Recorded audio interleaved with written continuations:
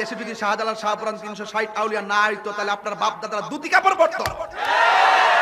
নিয়ামুনি রহমতুল্লাহ আলাইহির মাজারকে আক্রমণ করা হয়েছে। এই দেশে আমাদের বিপরীতে যে দায়িত্বশীল দলগুলো আছে ওই দলগুলোর প্রধানকে কিন্তু এই ব্যাপারে জবাবদিহি করতে হবে। ব্যক্তির দায়িত্ব কাকে দিবেন না, প্রতিষ্ঠানকে দিবেন না। ওলি আল্লাহর দরবারে আশেপাশে যদি কেউ যদি কোনো অসামাজিক কাজ করে আপনিও প্রতিহত করুন, আমিও করব, কিন্তু আপনি যাওয়ার আগে আমার সাথে পরামর্শ করেন যেটা আমি ফেলও কইলে সমাধান হয়ে যাবে। আপনারা অনর্থক মারামারি সৃষ্টি করবেন না, অনর্থক আল্লাহর ওলির বিরুদ্ধে লাগিয়ে দিয়ে সাম্প্রদায়িক দাঙ্গা লাগাবেন না।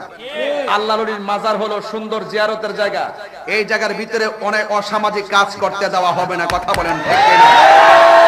এই দেশে যদি শাহজালাল শাহপুরান 360 আউলিয়া না হইতো তাহলে আপনার বাপ দাদারা দুটি কাপড় পরতো। কথা বলেন ঠিক কিনা বলেন? সব জায়গায় আঙ্গুল দিবেন না। এই জায়গায় যদি আঙ্গুল দেন তাহলে মানে আদালি ওলিয়ান ফাকাদ আযানতু বিল হারবে, আল্লাহর পক্ষ থেকে যুদ্ধ শুরু হয়ে যাবে। মাজার জিয়ারত সুন্নাত, মাজারে সেজদা করা হারাম, আল্লাহ ছাড়া কাউকে সেজদা করা যাবে না। কোন ওলি আল্লাহর মাজারে শরীয়ত বহির্ভূত কাজ করা যাবে না। যেখানে শরীয়ত বহির্ভূত কাজ হবে আমরা সবাই মিলে তা প্রতিরোধ করব। আমরা দেশের কিছু কিছু মাদ্রাসা আছে, কিছু কিছু মাদ্রাসার ভিতরে বিভিন্ন ধরনের বলাৎকার হয়। এখন কি যেই হুজুরে ছাত্রের সাথে আকাম করছে এই হুজুরের কারণে কি মাদ্রাসা ভাঙন যাইব? তো কোন বেটা মাজারে গিয়ে আপাতা পয়রা সেজদা দিছে না, কোন বেটা মাজারে গান টান গাইছে, এইটার উপরে ডিপেন্ডস কইরা কি আল্লাহর ওলির মাজার ভাঙন যাইব? অনর্থক একটার আগুন আরেকটাত লাগায়েন না। আমরা সার দেই, আপনারা সার দেন। যেটা আকাম করবো এটা চাকরি থেকে বাইর করেন, আর যেটা মাজারে গিয়া শরীয়ত বহির্ভূত কাজ করবে এটা গাছের নিচে বাইন্দা রাখেন। আমি কি বুঝাইতে পারছি? এখন বাংলাদেশের অবস্থানটা খুব ভালো আছে। উলামায়ে কেরামগণ যারা আছেন, এই উলামায়ে কেরামগণ সকল ভেদাভেদ সকল কিছু বুঝলা যায় একবার এক হওয়ার সময়। কথা বলেন ঠিক না বেটি? আপনি যদি আমার গোটা দিন আমি কি চাইতা হন? গতকাল দেখছেন না 3 দিন আগে ওই কোণার মধ্যে বইয়া থেকে একটা প্রেস বিজ্ঞপ্তি দিছিল ইসলামিক ফাউন্ডেশন যে পবিত্র মিলাদুন নবী পালিত হবে, ঈদ শব্দ বাদ দিয়ে দিছিল। মাত্র 2 দিন ফেসবুকে সবুজ কালার দিয়া তুফান দিলাম। 24 ঘন্টার গেছে না, 14 ঘন্টার ভিতরে আবার ঈদ শব্দ লাগাইতে বাধ্য হইছে।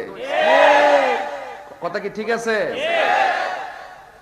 ধর্মের কোন সংস্কার, আপনি বিল্ডিং লাল ছিল সাদা করেন অসুবিধা নাই, আপনি এক বিল্ডিং ভাঙে আরেক বিল্ডিং করেন অসুবিধা নাই, আপনি এক ভবন পাল্টে আরেক ভবন করেন অসুবিধা নাই, কিন্তু ধর্মের কোন জিনিস যদি পরিবর্তন করতে হয় তাহলে আহলুস সুন্নাত ওয়াল জামাতের সাথে আকীদার উলামায়ে কেরামদের সাথে বসে পরিবর্তন করতে হবে। কথা বলেন ঠিক কিনা?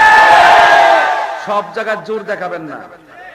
সব জায়গায় জোর দেখালে নিজের খুঁটি দুর্বল হয়ে যাবে। আপনারা যদি একান্ত যদি কোনো জায়গায় যদি অসামাজিক কাজ হয়, শরীয়ত বহির্ভূত কাজ হয়, দেশে আইন আছে, প্রশাসন আছে, আপনারা তাদের কাছে যান, তাদেরকে নোটিশ করেন, আইনের মাধ্যমে প্রতিহত করেন। আইন যদি হাতে তুলে নেন কোনো এক সময় কিন্তু আপনার বিরুদ্ধে অনেক লোক দাঁড়িয়ে যাবে। কথা বলেন ঠিক কিনা? এটা তখন আপনি টেকেল দিতে পারবেন না।